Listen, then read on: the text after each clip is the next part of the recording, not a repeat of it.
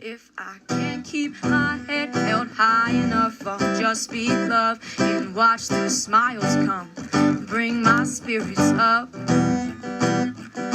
There's some shit I like to fix, but I still know that I'm blessed.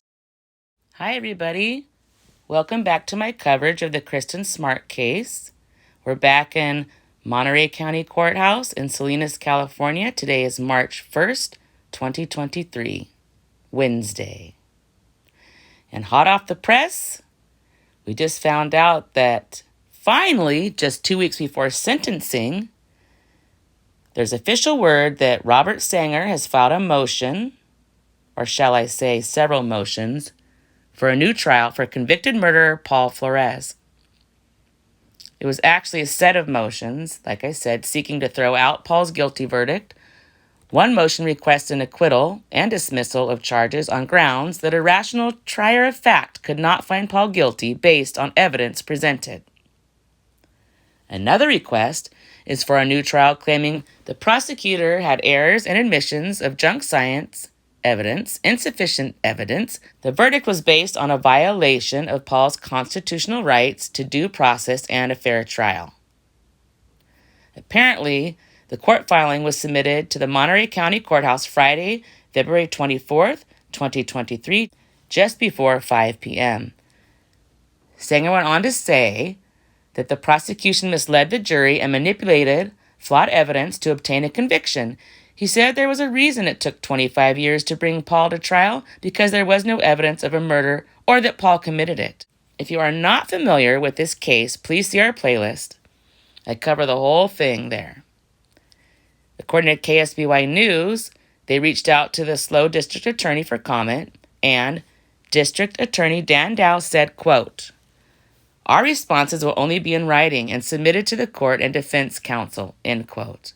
And by the way, let's just reflect on the motions that Sanger filed. He's throwing everything at it, in my opinion. The motion was requested to be heard at 9 a.m. Friday, March 10th, 2023, the original planned sentencing date. By the way, in my opinion, Judge O'Keefe is most likely to deny Sanger's motions. He kept saying he had new info on possible jury misconduct grounds when he was preparing the motions. And I was actually looking forward to the new information and what jury member did what. But in true Sanger style, money talks and BS walks. Just saying. And let us not forget that Sanger has tried to restart the trial 10 times already, and all 10 requests were swiftly denied by Judge O'Keefe. I know anything could happen, but I have faith in Lady Justice. The grounds for the motions are rules of law decided before the trial even began, so I don't know why he's bringing up things that had to be decided before they could even go to court. Let's see if Sanger appeals when and if Judge O'Keefe denies all of his motions. Now I look forward to see how she denies each motion by continuing to apply the laws and rules of California courts. Judge O'Keefe ran her courtroom according to proper trial procedures, so I have confidence that this is going to be all right. I was continuing to scour news sources for additional details, and I just found some more specifics from Cal Coast News, which is a small local news source here. And it actually gives some more details of what Sanger's motion states as follows. It states the prosecution violated court orders when they showed a photo of a woman with a ball gag in her mouth. It was supposed to show that Paul had the device, yet during closing arguments, Deputy DA Prevel asked the court, quote, "Did it look like that woman was having fun?" End quote. It states that Sheriff Detective Clint Cole could not corroborate the testimony of Jennifer Hudson, who said Paul called Kristen a, quote, "dick tease," end quote, and admitted burying her. Side note, I had a hunch the motion would try to use Jennifer's testimony as grounds for a new trial. In my opinion, she had the least helpful evidence and testimony. Sanger calls the bathtub-style ring in the alleged grave junk science, as well as the cadaver dogs. Excuse me, sir, cadaver dogs are used in court all the time. It's nothing new. It also states the blood evidence in the cargo trailer was inadequate. It states the prosecution should have disclosed that Rhonda Doe, who testified that Paul raped her, had attended Cal Poly in the 90s.